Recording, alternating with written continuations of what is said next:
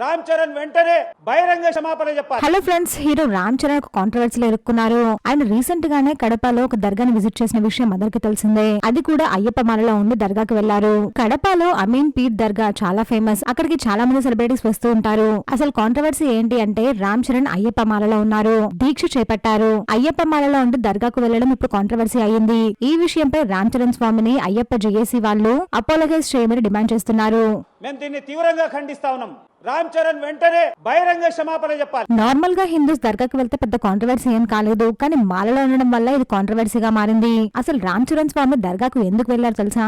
Last year AR Rahman Kadapa దర్గాని visit చేసినప్పుడు అక్కడ మేనేజ్మెంట్ తో చెప్పారట, నెక్స్ట్ ఇయర్ రామ్ చరణ్ దర్గాకి వస్తారు, నేను ఆయనకు చెప్తాను అని చెప్పారట. ఏఆర్ రెహమాన్ చెప్పడం వల్లే రామ్ చరణ్ దర్గాకి వెళ్లారు. మనం వేరే మతాన్ని గౌరవిస్తున్నాము ఓకే, కానీ వేరే రిలీజియన్ వాళ్ళు మన హిందూయిజం ని గౌరవిస్తున్నారా? వాళ్ళు మన టెంపుల్ కి వస్తున్నారా? ప్రసాదం తింటున్నారా? దేవుని దర్శించుకుంటున్నారా? ఇది ఏఆర్ రెహమాన్ గారిని ఒకసారి టెంపుల్ కి రమ్మని చెప్పండి అంటూ క్వశ్చన్ చేస్తున్నారు.